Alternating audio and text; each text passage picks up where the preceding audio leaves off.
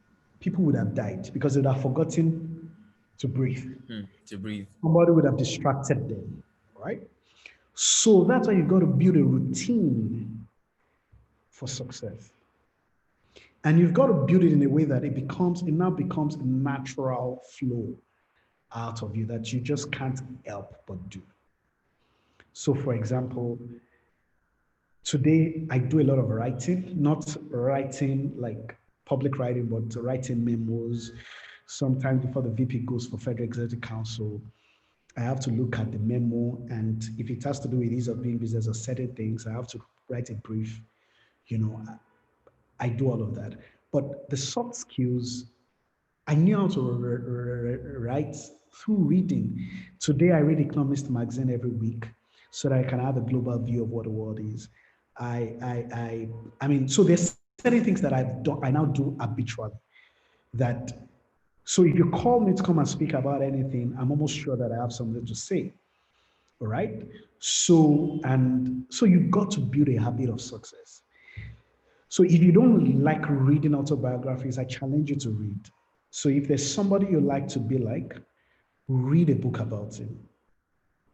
I read about Bill Clinton because I'm going to be in office, be at a senior role later on. I read about him autobiography much earlier. So you've just got to do this kind of investment.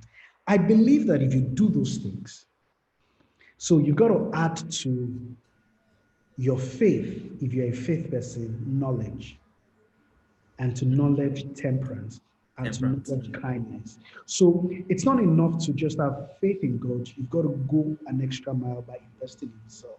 If you can do this, I can give you a money back guarantee. The life has a way of attracting what, see, success is first of all internal. It gets to a point that you've loaded, when the clouds go full of rain, they empty themselves. If you've built this investment in you, it will get to a point, it will attract what it requires on the outside. All right, awesome, brilliant stuff. Thank you so much. Okay, we actually still have about 10 to 15 minutes. So I have one very interesting question. I'm enjoying my time here, actually. So. Awesome, awesome. So now I want us to actually talk one very technical talk, right? I've been observing how you've been responding to the questions, and I was actually expecting the responses to be technical, but I like that most of them are value based, so they apply within any context that we'll find ourselves when we are trailing this path.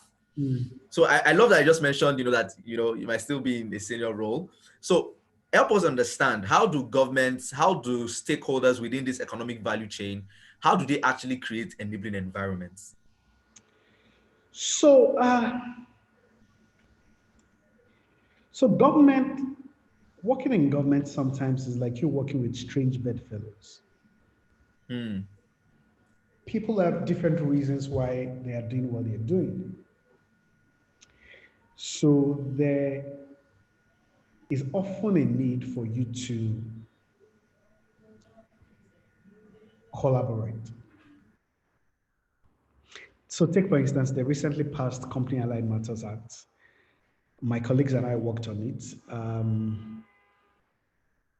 I was very much involved in the process. Getting all the stakeholders, the president was supposed to sign it last year. It withheld his accent because some other stakeholders said, no, there's this provision that you needed, that you should not allow this to be signed. Right? So oftentimes, and I think that's why we need an active civil society, because is it that the government on the inside comes up with the idea or comes up with a policy, or policy can be shaped by external things, by protests, by citizens getting more active.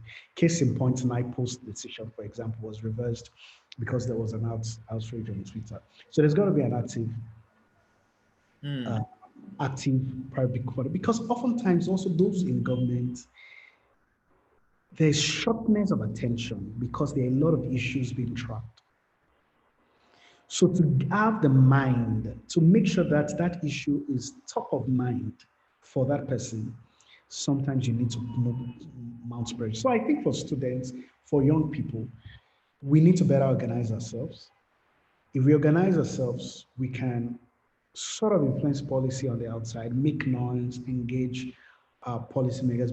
But the truth is that government is so large that the character of government is often formed by the character of the majority. So if you have just a few people, a few good heads, and my own preoccupation now is to get as many good people into government because I've seen it.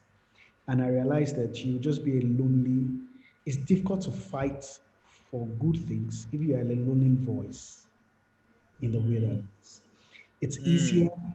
when people that you share the same outlook, you wouldn't have to spend so much time trying to convince someone why you need to do this because you guys ultimately sing from the same hymn book. Wow. So our major role is to get active and focus on shaping and influencing policies. Yeah. Wow, beautiful, beautiful. But one challenge that we've noticed with getting people active and involved is like the same problem with the Tower of Babel. Mm. Now, I love that you've expressly said over and over again that we need to actually consciously invest in knowledge about the things that most matter to the outcomes that we care about. But how do we, is there a way for us to simplify the process? See, the reason why people, okay, I don't say it as a generalist comment, but one reason I feel people are not very active in policy shaping process is that people do not even understand policy and they do not understand how policies are shaped, organized, implemented, formulated, and how they are even enacted upon to get an outcome. Yep. So, how do we, is there a way we can bridge that gap within our community, right? As you said, let's say there's a way, we unlock a way to organize ourselves around one common vision and present it as a policy idea. How do we get to bridge that gap where we can now get everybody along? So let me make it practical for you. Sorry, before you respond. Thank So you. after this series of conversations where we invite stakeholders like you to come learn insights into your work and how we can best position ourselves to exploit whatever opportunities for collaboration or working together might present itself, we are also going to have a nationwide policy campaign, right? For how for the government to for policies that actually help us create an enabling environment for value creation within our campuses. So how do we make that process so simple that it connects to what the government wants and what we also want as an outcome? Thank you, Tony. Can you quickly share? Is it possible that I can share my screen? I just want to show you guys something before I forget. Okay, let me see. Let me quickly make you a host. Let me Okay. make you the host. Okay. So while I wait for that, I mean, just Yes, you've been okay. made the host. Thank you, because I'm interested in policies. I just want to show you something I'm working on with a few people. Can you guys see my screen? Yes, we can. Yes. So there's actually a policy competition going on right now, and it's for undergraduates actually.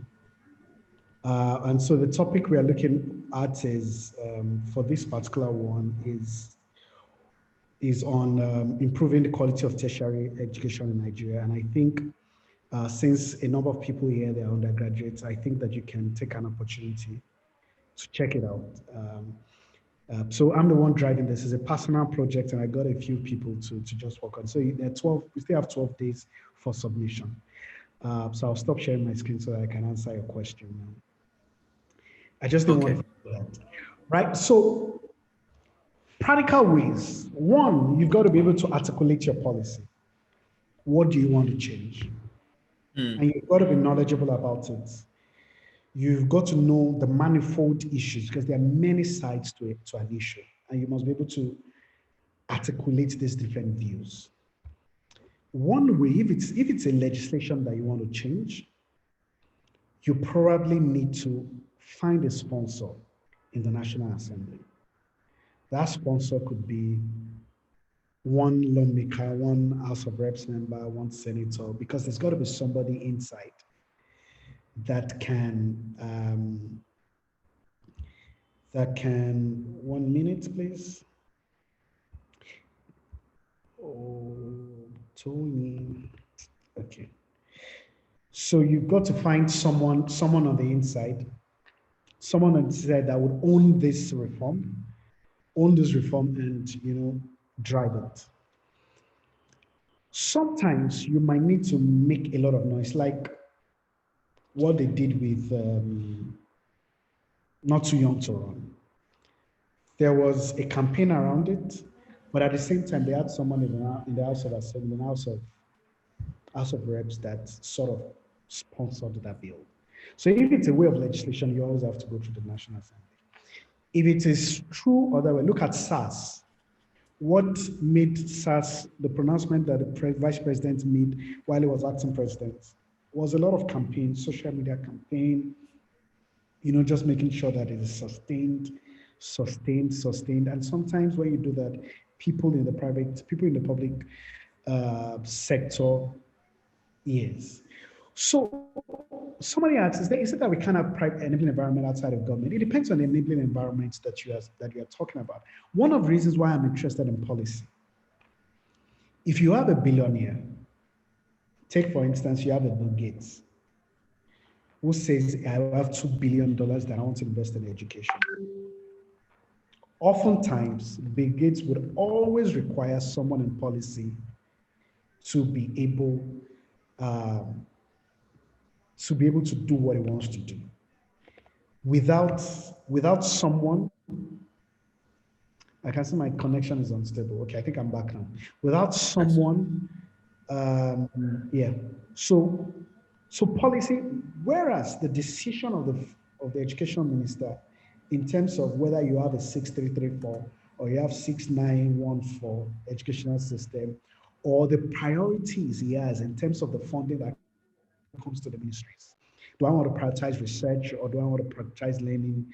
Policy is the instrument by which government does what it wants to do.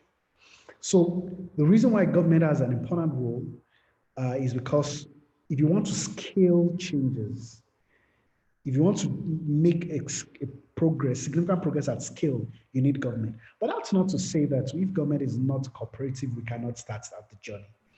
Mm, And we can start out, but we need to also know that ultimately you've got to get involved in government because that is the recognized authority that we as citizens have subscribed onto that can take certain decisions on our behalf. So while we can navigate our ways outside of the government, it's very important also that we make sure that we get and hold on to the apparatus of government. Why don't a lot of people engage? It's because sometimes people think it's a waste of time. mm, All right. And I think that's really the problem with a lot of Nigerians. Sometimes I share few videos, few thoughts on Instagram. And I've had a few people reach out to me and say, you know what, why? It's 6 o'clock. Sorry. So I have a lot of people who reach out to me and say, why are you doing this? Why are you involved in all of this? Why, and I tell them, you know what, I believe I do it. I'm doing this because it's important for us to do it. And I believe that there are 7,000 people who have not bowed down to the idol that is mm, that to the proverbial idol. So we've got to keep engaging. And the reason I'm in the public sector, I was being paid in dollars in my previous job, but I decided to do this because I wanted to understand policy. mm, And I may go back to the private sector after the next 1 year. I don't know. But because I think that I'm quite comfortable in that space, I've gained quite significant knowledge in what I'm doing now. But we just need to always get involved, right? And we've got to believe. I can tell you how I got into government. I didn't know anybody, not one single, mm. not one single person also. So I was working on an app. I just thought that it was important for people to be able to. I don't have time, but I would have told you the story. But I didn't know anybody in government. Oh, sir, do you mean you don't have time or you mean our time is Okay, already? okay. Then I take it that you want me to say it. Okay, So, yes, sir. So I'm sorry, sir. So please, just so we can have two packages in one before you leave, okay, can you tell us how you got into government? I think that's the story that really inspire us. But also, secondly, right, is you know, let's say we take in your advice Mm. to to stay active. You know, we get active, we get involved, we make our voices heard. What do you think is, I think is this, let's make it personal. Let's get your secret sauce. What do you think is your secret sauce for staying even when the odds make it look like we might not get our outcome? So the story of your getting into governance, and then what's your secret sauce for staying? So I'll start with that story. I One day my phone got bad, so I asked a junior colleague of mine to accompany me to Sakatinobu in Victoria Land to buy a new phone. And so while we were driving there, I just asked him, what was your student project like? Or what did you focus on? And he told me, he worked on, what did he work on? He worked on a complaint system for undergraduates. So I said to myself, so this could actually be useful for the country. Like, we can actually have a complaint system, right? And so I decided that it was going to be something I wanted to work on. So I decided to work on it with him as a private project, not knowing whether I knew anybody in government that would use the app. This was September 2016. Then fast forward to May 2017. The vice president was speaking at a program called The Platform, Workers' Day 2017. And I was in the audience that day.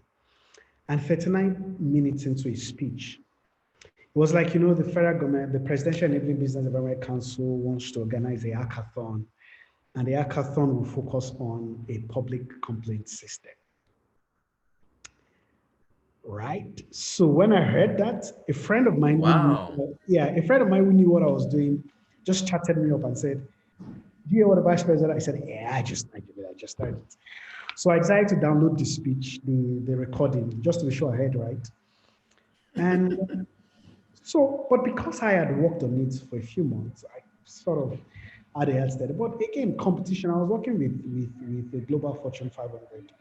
And I thought, do I want to participate in hackathons? Hackathons are usually for young but so I spoke with a friend, a senior friend of mine, Chika Wobi.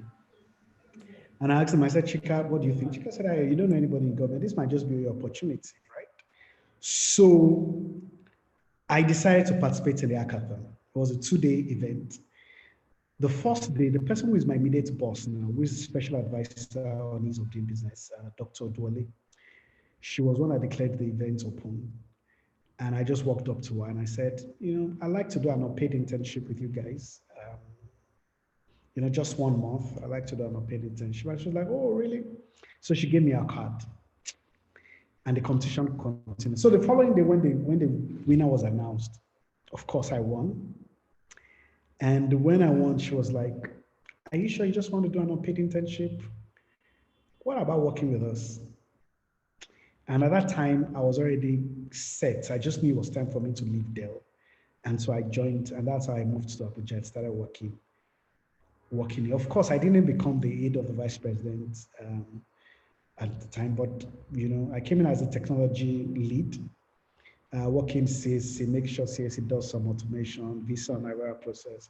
But over time, my work became visible, and I realized that I had other skill sets. And one Sunday afternoon, I got a call that I'll be made a technical assistant to the vice president.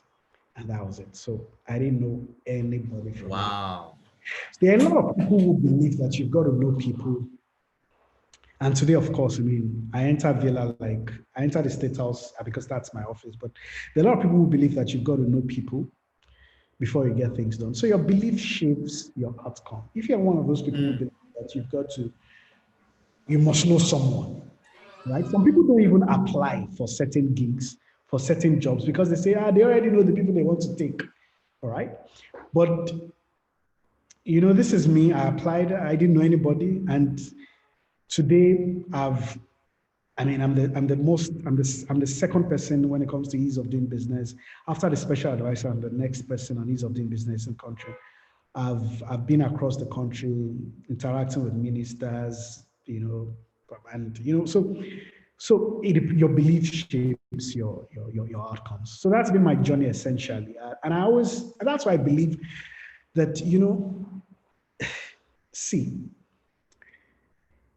there's a challenge of leadership, and you've got to accept that challenge. So you find people who say, you know what, why do you believe in Nigeria when this country hasn't done something for you? So I always tell people, how do we break the cycle? Nigeria has not done anything for me. So because Nigeria has not done anything for me, I can't do anything for Nigeria. It means that my own children too, if I'm not careful, will come up and say, because of course, if I don't do something about Nigeria today, Nigeria will also not do something for them. So when will the cycle end? That's one. Two is that you've also got to accept the challenge of leadership, that you are responsible. Mm. You are not a Nigerian by accident. There must be a reason why you're Nigerian, right? And see, if you think like a leader, leaders and followers don't think the same way. And so let me give you, as I round off this portion of it. Um, you can so you find people who say, Nigerians, the people have not eaten. The people that have not eaten that you want to tell them to have vision. So people tend to legitimize the quest for food to the detriment of vision. And it's understandable. But that kind of mindset is not for leaders. Leaders, in spite of the personal feeling around them, must be able to see through the inner eyes what lies ahead Mm. and refuse to recognize the limitations of today and reach out for what lies ahead. Because if you are not a Wow. man of vision, you cannot go beyond your present limitation. Wow. So to people who are in kindergarten, we tell them, you've got to get food for get.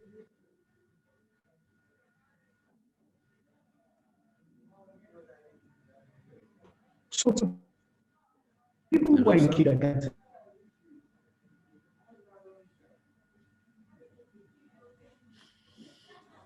hearing Hello, me? sir. Okay, can you guys hear me now? I thought I was momentarily lost. Can you Yes, it guys hear was me? breaking. Okay, okay, great. I think All right. you're stabilizing now. Stabilizing Okay. now. So, so I'm going to continue. So I said, so for those in class one in kindergarten, we'll tell them, get food first. Food is the immediate priority. They're like Esau, who, Mm. because of their present appetites, they can't see the birthright and hold on to it. So we tell them, what, you got to eat first, you got to eat first. But those who are in the mature class, we tell them, in spite of that, don't let this limitation that you see today castrate your ability to dream and to see vision. Because the single most important ingredients to getting out of your current limitation is being able to see beyond your current limitation, right? So, in nation building and in the matter called Nigeria, if we cannot see beyond today, and this is not for everybody, it's for leaders. If you cannot see a better Nigeria, and that's part of the failing of a country where you can't even tell what the vision of the leadership, and I'm speaking generally, what the vision of the leadership, whether it's at states, whether what general vision is like, what do we want to aim at? And because it's not there, people cast off restraints, because the single most Mm. important thing to get out of your present limitation is your vision. Wow. Beautiful. So let's just round up. In the next 5 minutes, we are actually budgeted just an hour and 15 minutes. So, sir, in 2 minutes, 3 minutes, can you just tell us? So, what's that your secret sauce to stay in power? Let's say, we're inspired right now. We start to act in the way Mr. Ayokunnu has told us. We are seeing visions and all of that. When the challenges come, how do we find out? So, how do we stay? How do we build staying power until we see our outcomes? Thank you. As I answer this question, please, if you have any question, I'd like to know if there's any question. You can just type it into the chat room. Just Awesome. Okay. so so I said earlier that you've got to do things because you believe in them, not just Mm. because someone told you. Let me tell you a story. One of my very good friends, we grew up together. Well, in my final year in school, he had started making money, making a lot of it. He was, but he was making it illegally. At that time, driver's license was there were a lot of fake driver's license. So he had a machine in his house and he was printing driver's license. And it was interesting that FRSC officers, you go to FRSC to do a driver's license, they will collect your details and send to him. So he was making millions, right? I'd bought a land, was building his house and all that. And here was I. He would tell me, Ayo, this is, come in, let's do this business. I was saying, no, no, because we grew up together. Like, no, I'm not doing this. But I was making money, right? But fast forward to today, I'm in a better position financially than he is, right? So you've got to